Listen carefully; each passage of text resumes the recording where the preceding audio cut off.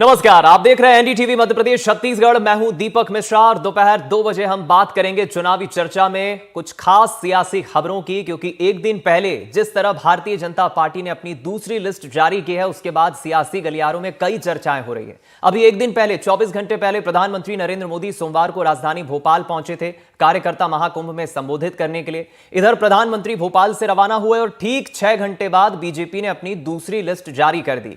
और इस दूसरी लिस्ट में जिन 39 उम्मीदवारों के नाम हैं, वो नाम तो ठीक है, लेकिन 7 नाम अगर हम डालें प्रमुख तौर पर नजर, तो 7 सांसदों को पार्टी ने टिकट दिया है विधानसभा चुनाव में, और उनमें से 3 केंद्रीय मंत्री हैं, जिसको लेकर सियासी गलियारों में कई तरह की चर्चाएं हैं। बीजेपी के नेता अपना अपना तर्क रख रहे हैं, बीजेपी के नेताओं के अपने अपने रिएक्शंस आ रहे हैं, तो दूसरी तरफ विपक्ष में बैठी कांग्रेस बीजेपी की इस दूसरी लिस्ट के नामों पर और इस लिस्ट को लेकर तंज कस रही है, कटाक्ष कस रही है। तो करेंगे आज इसी मसले पर चर्चा कि आखिर बीजेपी की जो दूसरी लिस्ट आई है, जिन चेहरों को पार्टी ने चुनावी मैदान में उतारा है, खासतौर पर वो सांसद, वो 3 केंद्रीय मंत्री, क्या इसके पीछे कारण रहा? क्या बीजेपी में नेताओं की कमी है? क्या सांसदों को टिकट देने का मतलब पार्टी का कुछ और है? क्या इसके पीछे भी पार्टी ने, हाईकमान ने कोई एक रणनीति तैयार की है? क्या विधानसभा चुनाव के सहारे 2024 में लोकसभा चुनाव की नैया पार करने की पार्टी की तैयारी है? सीएम का चेहरा कौन होगा? शिवराज सिंह चौहान की भूमिका क्या होगी? प्रहलाद पटेल को पार्टी ने प्रमोट करके आखिर क्या ओबीसी समुदाय को साधने की कोशिश की है? ये तमाम सवाल हैं जो बीजेपी की दूसरी लिस्ट सामने आने के बाद खड़े हो रहे हैं, और आज इसी मसले पर हम चर्चा करेंगे।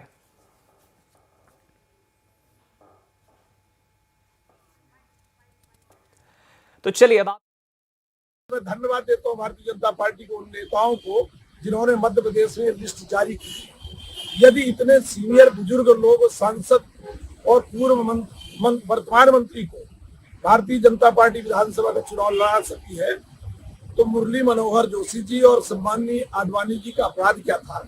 उनको क्यों किनारे कर दिया गया? ये भी सोचनीय विषय है। जब सांसद विधानसभा का चुनाव लड़ेंगे और विधायक सरपंच का फिर चुनाव लड़ने लगे, युवा राष्ट्र, युवा देश की कल्पना करने वाले इन बुजुर्गों को लोकसभा से विधानसभा भेज रहे हैं, इसके लिए मैं उनको बधाई और धन्यवाद देता हूँ। इस तरह में तो और तमाम लोगों को मध्य प्रदेश में भेज दिया जाए, वो लोग भी विधानसभा का चुनाव लड़े। लिस्ट आई है कल भाजपा की दूसरी, उसमें 7 सांसदों को, 3 केंद्रीय मंत्रियों को जो है इस बार टिकट दिया गया है। आप इसको किस तरीके से? ये भाजपा में घबराहट की निशानी है। आप शिवराज जी को और महाराज दोनों को घेर रहे थे, ऐसे में 3 केंद्रीय मंत्री आए हैं और वो भी कहीं ना कहीं सीएम पद के चेहरे माने जा सकते हैं। तो ऐसे में अब कांग्रेस की क्या स्ट्रेटजी है, क्योंकि आप लगातार शिवराज और महाराज को घेर? अब देखते हैं कौन किसको निपटाता है। तो चलिए साहब, रिएक्शंस आना भी शुरू हो गए। बीजेपी के नेताओं का अपना अपना तर्क है और विपक्ष में बैठी कांग्रेस पार्टी बीजेपी के इस लिस्ट पर तंज कसते हुए कटाक्ष भी कस रही है। हालांकि इस पूरे मसले पर जो कई सवाल खड़े हो रहे हैं, इस पर हम चर्चा करेंगे। चुनावी चर्चा में जल्दी से आपको पहले हमारे पैनल के मेहमानों से मिला देते हैं जो हमारे साथ जुड़ रहे हैं, आपका तारुफ करा देते हैं। हमारे साथ हमारे वरिष्ठ सहयोगी, ग्वालियर चंबल की राजनीति पे, मैं कहूं मध्य प्रदेश की राजनीति पे अच्छी नजर रखने वाले देव श्रीमाली साहब जुड़ रहे हैं, और हमारे साथ 2 राजनीतिक मेहमान भी जुड़ रहे हैं। बीजेपी से पंकज चतुर्वेदी जी और कांग्रेस से आनंद जाट जी हमारे साथ जुड़ रहे हैं। आप तीनों पैनलिस्ट का बहुत स्वागत है। चर्चा की शुरुआत एक छोटी सी प्रतिक्रिया लेकर मैं देव श्रीमाली जी आपसे ही करना चाहूंगा, उसके बाद फिर राजनीतिक मेहमानों का रुख करूंगा।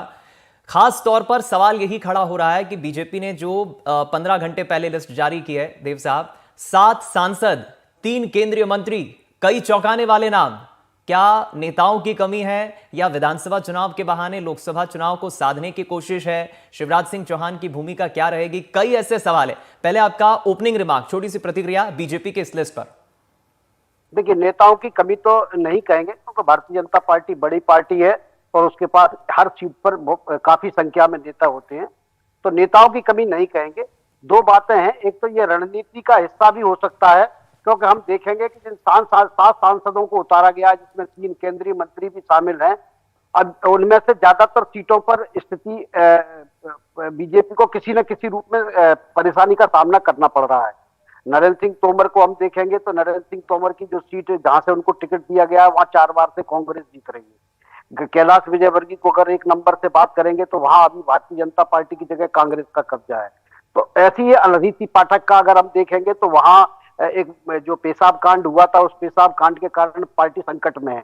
तो इन संकटों से उभरने के लिए जो रणनीति होती है वो रणनीति पार्टी बनाती है, और निश्चित तौर पर ये इसी का हिस्सा है, और इसकी गूंज जो है 2024 के लोकसभा चुनाव तक जाएगी। दूसरी तरफ मैं बड़े संक्षिप्त में यह भी समझना चाहूंगा देव साहब, सप्लीमेंट सवाल है मेरा, क्या ग्वालियर चंबल वो रीजन बीजेपी के लिए इंपॉर्टेंट है? क्योंकि आरोप कई दफा लगे हैं, ये बीजेपी के नेता, ये सिंधिया समर्थक नेता, ये बीजेपी के नेता, ये सिंधिया समर्थक नेता। नरेंद्र सिंह तोमर को ग्वालियर चंबल का एक बड़ा चेहरा तो माना ही जाता है, क्या बीजेपी वहां पर एक हो जाएगी? देखिए, हो जाएगी ये तो काल्पनिक सवाल होता है, एक उम्मीद की किरण होती है, लेकिन राजनीतिक दल है या कोई भी संगठन है तो वो कोशिश तो करता है। जब से सिंधिया जी आए हैं तो निश्चित तौर पर मीडिया के जरिए भी हमको देखने को मिलता है, आयोजनों के जरिए भी देखने को मिलता है कि दूरियां लगातार बढ़ती जा रही थी। तो उसको संतुलित कर, पहले ये दूरी बढ़ी कि सिंधिया के लोगों को तवज्जो दी जा रही है, फिर नरेंद्र सिंह तोमर को प्रदेश चुनाव की संचालन समिति, जो प्रबंध समिति की कमान सौंपी गई, तो उसको बैलेंस करने की कोशिश की गई। फिर ये लगा कि ग्वालियर चंबल संभाग पूरी तरह से नरेंद्र सिंह के पास ही चला जाएगा तो सिंधिया के लोगों को क्या क्या होगा। तो अब सिंधिया जी को भी, वो नरेंद्र सिंह जी को भी चुनाव में उतार दिया गया। तो इस तरह से एक तरह से बैलेंस करने की कोशिश पार्टी कर रही है, और जो हर राजनीतिक दल को करना भी होती है, करती भी है। चलिए, मैं लौटूंगा आपके पास। देव साहब ने बहुत अच्छे से विश्लेषण किया है। राजनीतिक मेहमानों का रुख कर लेता हूं। पंकज जी, क्या कहेंगे आप? ओपनिंग रिमार्क आपका इस लिस्ट पर चाहूंगा, क्योंकि कांग्रेस तंज भी कस रही है, कटाक्ष भी कर रही है। सवाल यही है कि साहब, नारायण त्रिपाठी तो कह रहे हैं कि अगर सांसद विधायक का चुनाव लड़ेंगे तो क्या विधायक अब सरपंच का चुनाव लड़ेंगे? क्या कमी पड़ गई चेहरों की? इन बड़े नेताओं को पार्टी ने जो मौका दिया है विधानसभा चुनाव में, इसके पीछे रणनीति क्या है आपकी पार्टी? देखिए दीपक जी, मैं कांग्रेस की बाइट सुन रहा था, दिग्विजय सिंह जी बोल रहे थे कि घबराहट है भारतीय जनता पार्टी में। मैं समझ नहीं पाया दिग्विजय सिंह जी के प्रति पूरे आदर के साथ कि दिग्विजय सिंह जी इसको घबराहट कहते हैं कि जो पार्टी चुनाव की अधिकृत सूचना के पहले, जिसको हम नोटिफिकेशन कहते हैं, आचार संहिता कहते हैं, वो लागू होने के पहले अपने 78 उम्मीदवार घोषित कर देती है। लगभग 1 महीने पहले हमने 39 उम्मीदवारों की सूची घोषित करी, और फिर 39 और कुल 78 उम्मीदवार हमने घोषित कर दिए। ये घबराहट है? घबराहट तो उनकी है जिनका भी पता ही नहीं कि कौन सी लिस्ट आएगी, कौन नाम होगा, कौन नाम नहीं होगा। जिस दिन भारतीय जनता पार्टी की पहली सूची आती है तब कांग्रेस पार्टी अपने नए प्रदेश प्रभारी रणदीप जी की नियुक्ति करती है। तो भारतीय जनता पार्टी पहली सूची जारी कर देती है। कांग्रेस पार्टी इस असमंजस में है कि कौन कांग्रेस पार्टी का प्रदेश का प्रभारी होगा।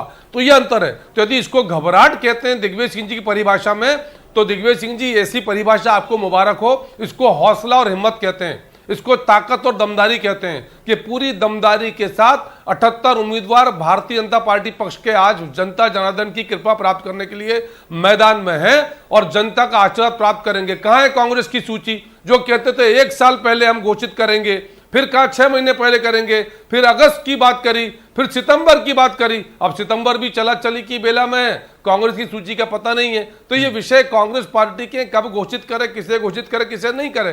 भारतीय जनता पार्टी पूरी दमदारी के साथ, हौसले बुलंद के साथ मैदान में है, क्योंकि हमने मध्य प्रदेश को बीमारू से विकसित बनाया। इस मध्य प्रदेश में न बिजली थी, न सड़क था, न पानी था, कर्ज बांटकर तनख्वाह बांटी जाती थी, लाले पड़े होते थे विकास के नाम पर, माइनस में जिसकी ग्रोथ हुआ करती थी आज पॉजिटिव में ग्रोथ है। टॉप 3 स्टेट्स में आप देख लीजिए मध्य प्रदेश देश के। और अब सपना है कि जनता की कृपा जो निश्चित तौर पर प्राप्त होगी, मध्य प्रदेश आने वाले 5 साल में भारत का सर्वश्रेष्ठ राज्य होगा, किसी भी विषय में आप बात करें। तो इसको यदि घबराहट कांग्रेस समझती है तो कांग्रेस की इस बुद्धि पर मुझे तरस आता है। एक छोटा सा रिएक्शन में इसलिए भी चाहूंगा इस पर। नारायण त्रिपाठी जो कह रहे हैं कि विधायक का चुनाव अब केंद्रीय मंत्री लड़ रहे हैं, सांसद लड़ रहे हैं, तो क्या आप सरपंच का चुनाव लड़ेंगे विधायक? इस पर सर आप क्या रख रहे हैं पंकज जी? देखिए दीपक जी, भारतीय जनता पार्टी का हर कार्यकर्ता होता है, और जिस कार्यकर्ता को जब जो दायित्व दिया जाता है वो उसका निर्वहन करता है। भारतीय जनता पार्टी का कार्यकर्ता किसी दायित्व के आकार के आधार पर अपना निर्धारण नहीं करता, हम उसको जो कहा वो करता है। तो आज यदि भारतीय जनता पार्टी के 3 केंद्रीय मंत्रियों को, 4 सांसदों को, राष्ट्रीय महामंत्री कैलाश जी को ये दायित्व दिया पार्टी ने कि आपको विधानसभा चुनाव में जाना है, हम तैयार है मैदान में। लेकिन जिस तरह कई दिग्गज नेताओं ने बीते दिनों पार्टी की छोड़ी है पंकज जी, इससे कितना इंपैक्ट पड़ेगा पार्टी के? चाहे दीपक जोशी के सिलसिले से हम शुरू करें, कद्दावर नेता रहे वो भी, कई विधायकों ने पार्टी छोड़ी, कई नेताओं ने पार्टी छोड़ी। दीपक जी जी दीपक जी दीपक जी दीपक जी जी, भारतीय जनता पार्टी जिन्होंने छोड़ी उनका भी सम्मान, वो उनका विषय है सर। और मध्य प्रदेश नहीं, देश में पिछले 20 साल की चुनावी राजनीति में चुनाव के समय बहुत सारे ऐसे लोग जिनके मन में चुनाव लड़ने की आकांक्षा अभिलाषा होती है, यदि उनको वांछित दल से टिकट नहीं मिलता है तो वो दूसरे स्थान पे जाते हैं। तो ये कोई विशेष बात नहीं है, इसीलिए मैंने कहा कि जो छोड़कर गए उनसे कोई बुराई थोड़ी है, उनको लगा कहीं और से उनको टिकट मिलेगा, वहां चले गए। पंकज जी, सवालों के जवाब सुनकर जाट साहब मुस्कुरा रहे हैं, तो जरा उनसे भी पूछ लेते हैं, उनके पास भी बहुत कुछ कहने को है। लिस्ट पर तो मैं ज्यादा लिस्ट के से ज्यादा जाट साहब ये चाहूंगा, क्योंकि विपक्ष में बैठी पार्टी आपकी तैयारी तो काफी कर रही है मध्य प्रदेश चुनाव को लेकर, आप कब लिस्ट ला रहे हैं साहब? देखिए, भारतीय जनता पार्टी हार के मुहाने पर मध्य प्रदेश में खड़ी है और इसीलिए आचार संहिता लगने के पहले जो है बड़ी शान से बताया जा रहा है कि 78 उम्मीदवार हमने घोषित कर दिए। दरअसल आचार संहिता के पहले पैसा पुलिस और प्रशासन के माध्यम से जो है वो जनता को भ्रमित करने की कोशिश की जाएगी, डराने की धमकाने की कोशिश की जाएगी और सरकारी खर्च पर जो है भाजपा के प्रत्याशियों का प्रचार भी करवाया जाएगा, जैसा कि जन आशीर्वाद यात्रा के माध्यम से किया जा रहा है। तो कोई आश्चर्य नहीं है कि भारतीय जनता पार्टी का जो मशीनरी का लगातार दुरुपयोग करती है और उसके माध्यम से ये सब चीजें हैं। लेकिन एक बड़ा प्रश्न मैं जाट साहब आपको रोकना चाहूंगा, क्षमा चाहूंगा, मैं रोकना चाह रहा हूं, वापस आपसे जुड़ूंगा मैं। इस वक्त हमारे साथ नारायण त्रिपाठी जी मैयर से जुड़ गए हैं फोन लाइन पर, बीजेपी के कद्दावर नेता रहे, लेकिन इस बार चुनाव में उनकी क्या भूमिका होगी? बहुत स्वागत है आपका एनडीटीवी मध्य प्रदेश छत्तीसगढ़ पर त्रिपाठी जी। और पिछली बार जब हमारी चर्चा हुई थी फोन पर तो आपने पार्टी के बारे में विस्तार से जानकारी दी थी कि आपकी किस तरह से पार्टी की तैयारी चल रही है, आप भी अपने उम्मीदवार उतार रहे हैं। पहले छोटी सी प्रतिक्रिया, आपकी पार्टी की क्या तैयारी चल रही है? बगावत होकर आप चुनाव लड़ रहे हैं और बीजेपी ने जिन कद्दावर नेताओं को चुनाव में उतारा, इस पर आपका ओपनिंग रिमार्क। नंबर एक बता दूं कि ये बगावत नहीं है, इसलिए कि ये बिंद मूवमेंट में 2004 से चला रहा हूँ और सबको पता है कि मैं बिंद जनता पार्टी का गठन करवाया, रजिस्ट्रेशन कराया, हमें चुनाव चिन्ह जो किसान है वो भी मिल चुका है। तो ये बगावत नहीं, हमारी पहले से तैयारी है कि हम बिंद को बनाना चाहते हैं, हमारे बिंद को की उपेक्षा की गई है, बिंद उपेक्षित है। तो आज डिमांड है कि हमारे बिंद का पुनर्निर्माण हो, हमारे बाल बच्चों का बेहतर भविष्य हो। इस लड़ाई के लिए मैं इस मूवमेंट को चलाया। तो ये तो स्पष्ट था, पहले से भी तय था कि हमें भारतीय जनता पार्टी की टिकट न चाहिए। एक बार नहीं, कई बार बोल चुका, न दल की चिंता न टिकट की चिंता। तो हम तो पहले तय कर चुके थे, माननीय मुख्यमंत्री जी से भी अभी बात हुई, सबसे बात हुई, तो मैं बोल चुका कि मैं नहीं लड़ पाऊंगा। लेकिन आप बीजेपी से नाराज हैं और बीजेपी आपसे नाराज है। आप बीजेपी से नाराज है, बीजेपी आपसे नाराज है, ये बात तो सच है ना? मैं बीजेपी से नाराज बिल्कुल नहीं, मैं बिंद के मूवमेंट को चला रहा हूँ। तो इसको कोई नाराजगी, यदि अपने हक अधिकार की कोई मांग करे, ये नाराजगी नहीं कहला सकती। और बीजेपी हमसे यदि नाराज है तो बीजेपी हमारे सामने जिसमें दम हो तो सामने आके बात करे कि हमारी गलतियां क्या है, हम गलत कुछ किए नहीं है। अटल जी ने 3 राज्य बनाया, भारतीय जनता पार्टी के एजेंडे में छोटे राज्य, तो 3 राज्य बनाए, तो हमारा बिंद का भी पुनर्निर्माण कर दें। अब इसको कोई गलत मानता है तो मानता रहे, मुझे कोई असर नहीं पड़ता, न फर्क पड़ता। न टिकट की लाइन में मैं कभी रहा, न टिकट मांगा, वो भारतीय जनता पार्टी मुझे लेके गए, मैं तो गया नहीं कि आवेदन दे के गया।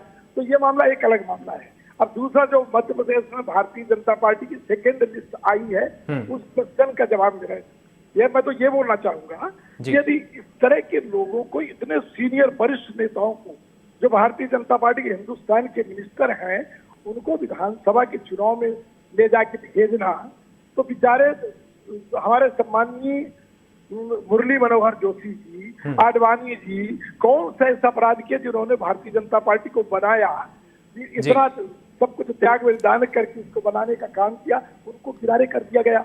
और इन सबको प्रदेश में विधानसभा का चुनाव के लिए तमाम दिग्गज धुरंधर नेताओं को भेज दिया गया। अब सांसद और सीनियर वरिष्ठ लीडर विधानसभा का चुनाव लड़ेंगे। तो आप विंध्य में अपनी विंध्य पार्टी के जो उम्मीदवार उतरवा रहे हैं, क्या बीजेपी का चुनाव लड़ेंगे? जी, बिल्कुल। देखिए, हमारी बिल्कुल प्लानिंग है, बिंद के पुनर्निर्माण की बड़ी मजबूती के साथ लड़ाई लड़ेंगे और हर हाल में इसमें जो जितना किया जा सकता सब करने का काम करेंगे। नहीं, वो तो मांग है, लेकिन आप बीजेपी का आप समीकरण बिगाड़ रहे हैं विंध्य में अपने उम्मीदवार उतार कर। किसका समीकरण बिगड़ेगा या किसका बनेगा ये मैं नहीं जानता। हमारा काम है कि विंध्य मूवमेंट जीवित रहे और विंध्य प्रदेश का पुनर्निर्माण हो। इस लड़ाई को मैं जन जन तक ले जाऊंगा। ये बात सही है, हम 6 महीने से काम नहीं कर पाए, इससे कि पार्टी के रजिस्ट्रेशन में बड़ी देरी हुई, सिंबल मिलने में बड़ी देरी हुई, काम नहीं कर पाए इस समय, पर बहुत कुछ ये लड़ाई लड़ेंगे। मैं चाहूंगा आप बने रहें हमारे साथ। पंकज जी, सीएम शिवराज सिंह चौहान की खामोशी, प्रधानमंत्री और केंद्रीय नेताओं का दौरा बहुत कुछ सवाल खड़े कर रहा है, इस पर आप क्या कहेंगे? देखिए, पहले तो दीपक जी आपने कहा, नारायण जी से पूछा, मैं उत्तर देता हूं। नारायण जी मेरे अच्छे मित्र हैं। भारतीय जनता पार्टी ना तो किसी का निरादर करती है, ना ही नाराज होती है। और जहां तक खामोशी का विषय, तो खामोशी किसकी? भारतीय जनता पार्टी का कार्यकर्ता एक मुखर कार्यकर्ता होता है, और मुखर इसलिए कि हमने बहुत सारे ऐसे कार्य किए कि जो हम मुखरता से बता सकते हैं। तो ना तो प्रधानमंत्री जी खामोश हैं, ना मुख्यमंत्री जी खामोश हैं। हम सब बहुत मुखरता के साथ जो मध्य प्रदेश के विकास के कार्य किए हैं, 24% की औद्योगिक विकास दर, 19% की कृषि विकास दर, 17% की सामान्य विकास दर, 3.5 लाख करोड़ की जीएसडीपी, प्रति व्यक्ति आय 1,40,000 रुपए। त्रिपाठी जी भी हमारे साथ बने हुए हैं, जो सवाल उन्होंने खड़े किए, आप कुछ पूछना चाहेंगे या आप उनके सवाल का जवाब देना चाहेंगे? त्रिपाठी जी फोन लाइन पर बने हमारे साथ। मैं देखिए, मैंने तो कहा कि त्रिपाठी जी मेरे अच्छे मित्र हैं, बड़ा आदर है उनका, और जो भी उनके सवाल हैं अब उत्तर देने के लिए हम सबके पास 3 महीने का समय है, और जनता जनार्दन है जो त्रिपाठी जी के, प्रतिपक्ष के और जिनके जो भी सवाल है, भारतीय जनता पार्टी का जो उत्तर है उस उत्तर पर सहमति जनता जनार्दन लगाएगी। तो यदि मैं त्रिपाठी जी के किसी सवाल का उत्तर दूं, उसका अब लाभ इसलिए नहीं है कि अब हम सब चुनाव के मैदान में हैं, आने वाले 2-3 महीने मध्य प्रदेश में चुनाव है, तो नारायण त्रिपाठी जी के सारे सवालों का उत्तर, मेरे सारे उत्तरों पर सहमति जनता जनार्दन करेगी। तो सबको अपने अपने सवाल पूछने का अधिकार है, सबको अपनी बात रखने का अधिकार है। नारायण त्रिपाठी जी अपने सवाल पूछें, कांग्रेस अपने सवाल पूछे, हम अपने उत्तर दें, सहमति जनता की लगेगी। तो जनता की अदालत में जब चीजें हैं दीपक जी, तो सारे उत्तर जनता जनार्दन से आना चाहिए। और इसलिए हम हाथ जोड़कर जनता से क्या प्रार्थना कर रहे हैं, जन आशीर्वाद, संक्षिप्त में त्रिपाठी जी, भारतीय जनता पार्टी के ऊपर संक्षिप्त में नारायण जी आपसे मैं लेना चाह रहा हूं। जी हेलो जी हेलो पंकज जी नारायण जी, आपकी बात, नमस्कार करता हूँ जी, बोलो क्या सवाल है? पंकज जी तो साफ कह रहे हैं कि साफ सबको अपना अपना सवाल खड़े करने का अधिकार है, आप भी उम्मीदवार उतार रहे हैं, लेकिन नाराजगी जो आपकी पहले भी रही है, आज भी झलक रही है। पार्टी ने अलग कर दिया है, नए कैंडिडेट को उतार दिया है, विंध्य को लेकर खासतौर पर विंध्य परिप्रेक्ष्य में बात कर रहा हूं। ना मुझे पार्टी अलग की, बता रहा हूँ आपको कि प्रमाण के साथ बोल रहा हूँ कि 6 दिन पहले सीएम मुझसे बात किए। अच्छा, तो मुझे कोई अलग नहीं किया। मैं बोल रहा हूँ जिस तरह घर में हिस्सा बांट का झगड़ा होता है, वही झगड़ा, वही लड़ाई हमारी पार्टी से है कि हमारे वित्त का पुनर्निर्माण करो, नहीं निर्माण करोगे तो जो घर के झगड़े हैं वो झगड़ा कहाँ तक बढ़ेगा, जाएगा। अब हमें भी जनता के बीच में जाना है, जनता के बीच हम राजनीति करने नहीं जा रहे हैं, हम जनता के बीच में जा रहे हैं कि अपने बाल बच्चों को बेहतर भविष्य हो। जो दिन में पढ़ाई की व्यवस्था नहीं, कोई स्कूल नहीं, कोई कॉलेज नहीं, दवाई कराने के लिए नागपुर मंडी जाना पड़े, तो इस क्षेत्र का दोहन और शोषण हुआ है। तो इस शोषण और दोहन के खिलाफ मैं लड़ाई लड़ रहा हूँ और ये प्रामिस करता हूँ कि वित्त का पुनर्निर्माण कराने तक ये लड़ाई लड़ेंगे। ये दल का मामला नहीं है, राजनीति का मामला नहीं है, ये हमारे बेहतर भविष्य का मामला है, इसलिए लड़ाई आगे तक हम ले जाएंगे।